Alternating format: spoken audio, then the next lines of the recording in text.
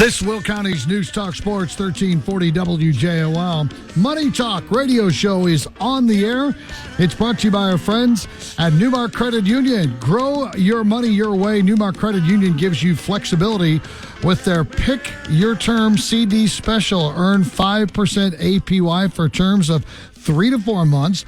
Let them help you find a term that fits your needs. Call 815-729-3211 or visit a NuMark office near you. Well, this is Money Talk. Today we're going to talk to the IT guy, one of my favorites, Kevin Quinn, Chief Information Officer. We'll bring him on in a moment. What we do want to make sure you are completely aware of is we're going to give away a $25 Visa gift card, compliments of NuMark Credit Union. We're going to talk to Kevin. At some point, he's going to give us the answer to the question. Well, how do you know what to listen for? Well, just listen to the knowledge, because you're going to gain so much valuable information that even if you don't get the $25 gift card, you're going to be amazed on how much you're going to learn. Pressure's on you, Mr. Quinn. Don't disappoint. Oh, man, I'm nervous now, but I hope I can deliver for sure. I have all the confidence in you, my friend. Well, thanks for coming on. We appreciate it as always. Kevin is the Chief Information Officer, the CIO at NuMark Credit Union, and you've been doing your thing there for NuMark for several years now, because we've had you on the program for several years also. Yeah, I believe I'm almost at 13 years now with the credit union. Wow. So it's been a while. It's been a journey. We've grown a lot, so it's been an exciting run. And, it's just always something new and interesting every day around here. Yeah, well, it's because the bad guys are all out there banging on the door when it comes to people like you protecting things. They're trying to find a way in, and you're the guy. You're the wall. So there you go. You got yourself a new nickname. What is the average day like for an IT manager at a financial institution like NuMark? Well, I mean, the day starts with a lot of coffee for sure to get ready for everything that is to transpire over the course of the day. But really, to start with, it's a lot of dashboards looking at all the things that can go wrong and making sure that everything is not going wrong. All the things that are supposed to be happening during the nighttime, replications and backups and all that stuff, just making sure that everything's happening correctly as expected. The next step, which everybody's doing these days, checking email, checking up on, everything that happened over the course of the night and everything that's flagged and it's got to be catched up on. And then really, Twitter and Reddit, which are, not really always considered professional tools, is a big part of the morning. It's a lot of information out there, crowdsourced information. And there's a lot of cybersecurity specialists and cybersecurity, really wizards on Twitter and Reddit, putting a lot of information together and generating a lot of conversation. So, we get alerts from government organizations like CISA and affiliate organizations, but Twitter seems to be the canary in the coal mine where we get our information the quickest. You'll hear about something almost semi-anonymously, and then it'll be substantiated by these official sources later on. It really gives you a place to get started. So it's really a lot of that, and then it's a lot of preparing for the project calls and everything for the day of either cybersecurity projects, networking projects, or, projects to bring services to make members' lives easier, to bring value to their banking experience at the credit union. Kevin, what's typical background of someone like yourself who runs IT departments at banks and credit unions? It's kind of a bell curve as far as the amount of IT experience that you typically find in much smaller institutions. You end up sometimes with, the jack of all trades or somebody that, they dabble in technology that kind of work their way up and made their way to the top of the ring IT wise. In medium-sized organizations, you're going to find people with pretty strong technology backgrounds, went to school for information technology, information security management, cybersecurity, different focuses involving technology and security. And then when you get to the gigantic organizations, typically find, Ivy League MBAs. And, I think I won't name names, but I think in one of the major breaches, the CISO, I believe, was trained as a classical pianist at Juilliard. So not the most tech savvy background in the world, but everything kind of serves their purpose. And you run the full gamut, and you're going small to gigantic. All right, let's get into threats now. What is the biggest security threat targeting a credit union? Well, right now it remains ransomware, and that changes throughout industries. Different types of attacks are, gaining popularity in different industries. And ransomware, well, the numbers didn't go up in other industry, or it didn't go up anymore in other industries. It kind of stayed stagnant, but in banking, it keeps going up. And I think it's just because they know banks have money, and that information is worth a lot to them to keep functioning. And they're going, worst case scenario, they're going to pay the money. So there's the reward there, big time in the banking world. So ransomware continues to kind of plague us.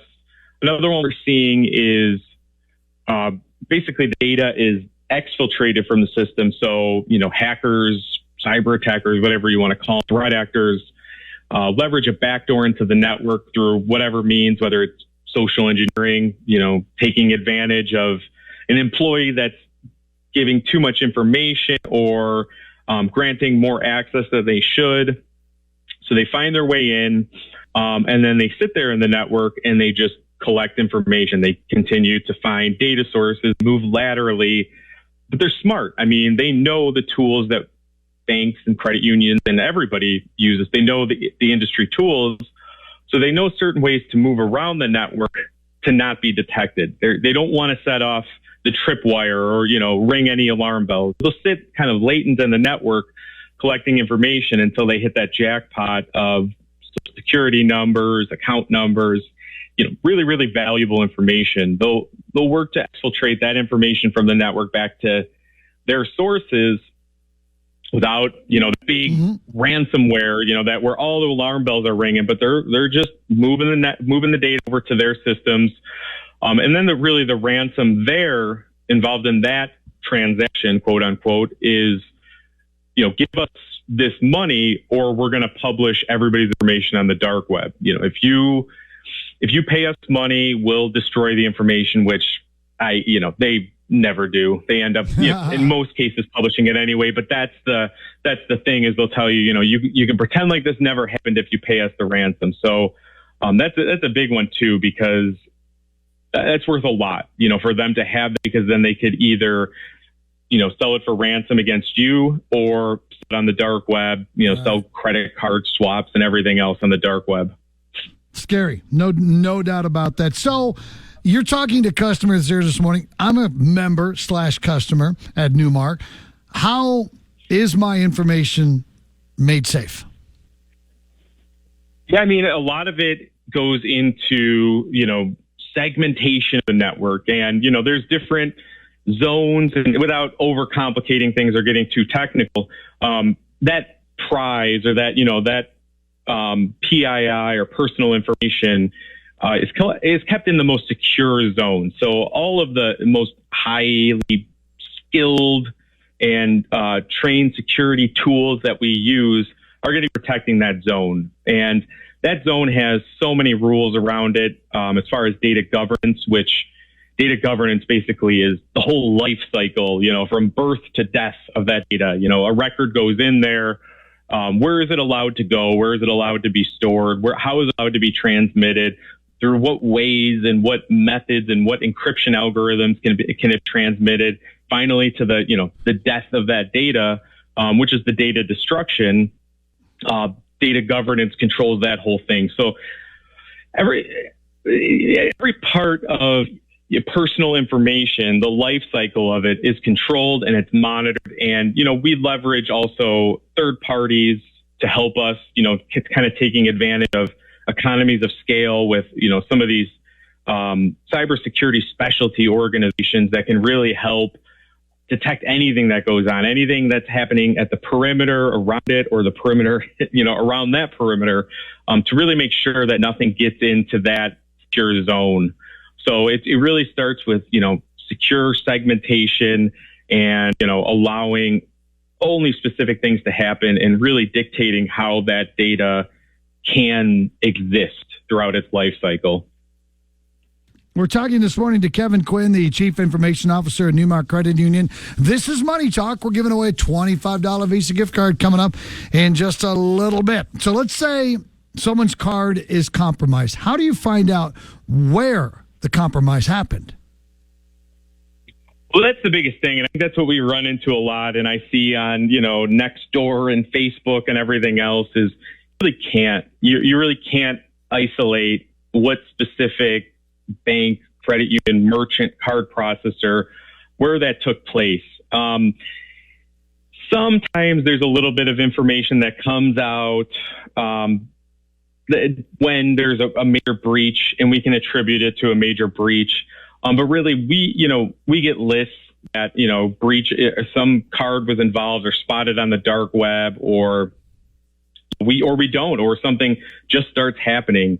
And you can't really identify where it came from very easily, and very rarely can you, because a lot of times those numbers are, in a circumstance like I mentioned before, with that data exfiltration, with the hacker sitting on the network, that information is collected maybe weeks or months in advance and then sold on the dark web, and maybe isn't used for a month or two after it's collected. So you could go to the gas station, and then 20 minutes later, you see there's a transaction, $400 transaction at Walmart.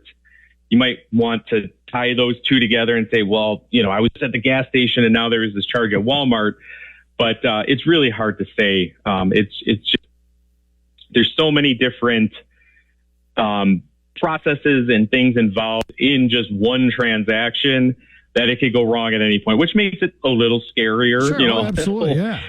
More nerve-wracking that, it has so many places to go wrong. But that's why there's all these enhancements to card security. Tap to Pay is looking to enhance on, just sending the card number straight through the terminal. Apple Pay, they're obfuscating the card number. So if somebody were to catch what goes through, they're really catching like a one-time code that doesn't work anymore. So, they're making a lot of advances in trying to secure that, but it's still hard because the old infrastructure still exists. There's still a way to swipe your card. And there's always going to be, vulnerabilities and newer technology. So it's a constantly evolving process. It seems like it's a moving target at all times, like playing whack-a-mole, trying to secure that stuff. But, they're always working on it. Kev, any recommendations for people when interacting with their credit union or their bank, whatever financial institution they use? Anything we can do to help?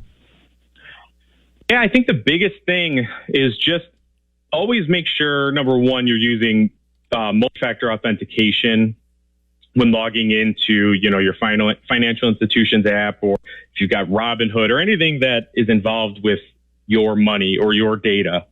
I'd recommend it pretty much for everything across the board, even social media. I think one of the biggest things people realize is there are strengths and weaknesses in what you use for that second factor. Right. So you could get a code sent to your email. You could get a code texted to you. You could have an app on your phone that generates a code. Really, the best option for that would be, the app on your phone or a hardware token that generates a code.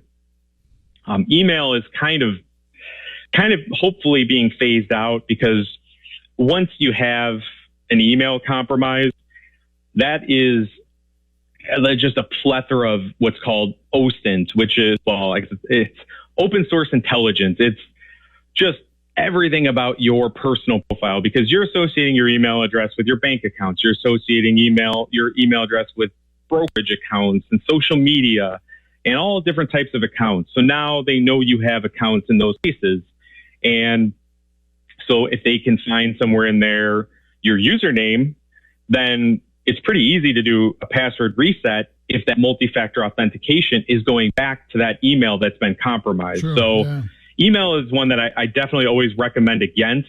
SMS is a step up, but if somebody really wants it, there are ways to spoof We've seen with our members, they went to a Sprint store, and whatever. Sprint doesn't exist anymore. So they went to a store, and they thought they were talking to somebody that was an employee, but that person was not an employee, and actually ended up copying the SIM card and was able to divert the SMS messages, and they received the SMS messages on their phone instead of the user's phone. So there are attacks in the text messaging space. The most sure is going to be a hardware token, or one of those like Microsoft Authenticator, Duo, or Google Authenticator, one of those actual apps or physical tokens. Okay. Kev, let's talk about the future now. You're good at looking into the future. I know things that you told me about 4, 5, 6 years ago have happened, so well done, sir. The future of technology and or cybersecurity and banking. What do you see in the foreseeable future? Well, to both of those, generative AI is going to be huge. Leveraging AI for all kinds of analytics and things to present back to the member, take their experience better, knowing, their likes, dislikes, what would help them in their, current situation and everything else. Even with chat, we're working on a generative AI based chat bot that it's not, I know everybody's communicated with like a traditional chatbot where it's kind of, you get some links back and it's not really helpful, but the idea behind generative AI is this is conversational. This is, it's almost like you're talking with another, or it should be just like you're talking with another human. So really having that conversation via technology with a member, utilize generative AI, and utilizing it in cybersecurity and digital banking are two huge platforms for it.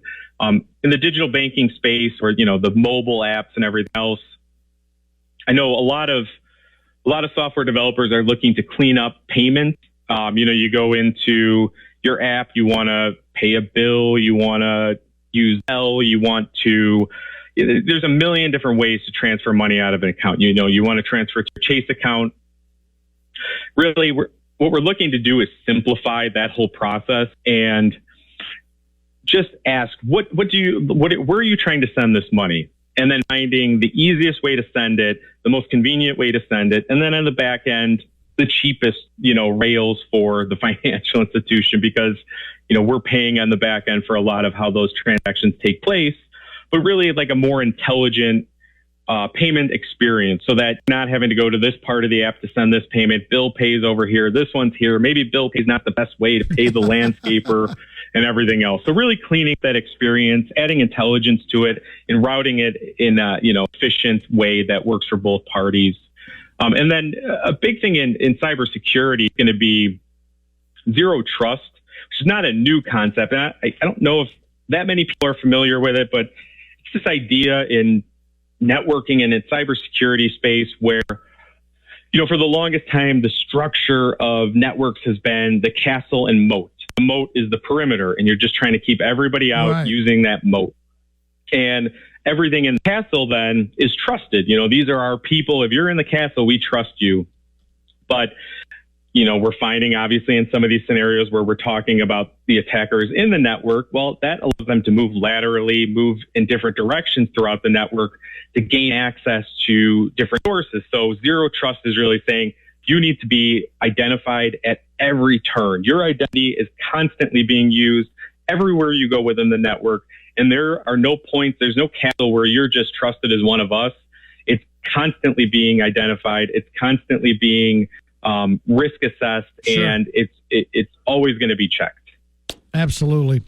Kev, I feel much better as always whenever we talk. Maybe in the future we can do some more of those breaches that have happened. I love when you tell me about target breaches, and I don't love it, but it's really interesting to find out. Yeah. I love you dropping a little knowledge, though, on cell phone companies today. Sprint. I like that a lot. That was good. That was good. Yeah. That was good. Thank you. That was good. Kev, you the man. Thank you very much, and hope you're on the schedule here sometime in the very near future. You take care of yourself. Absolutely. Thanks, Scott. It was All a right. pleasure. Yep. Kevin Quinn, Chief Information Officer for NuMark Credit Union. All right, $25 to give away.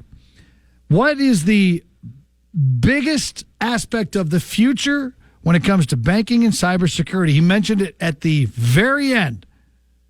815-254-7300. Again, that's 815-254-7300. What is the biggest issue when it comes to banking and cybersecurity in the future? Hi, good morning. You're on WJOL. Who is this?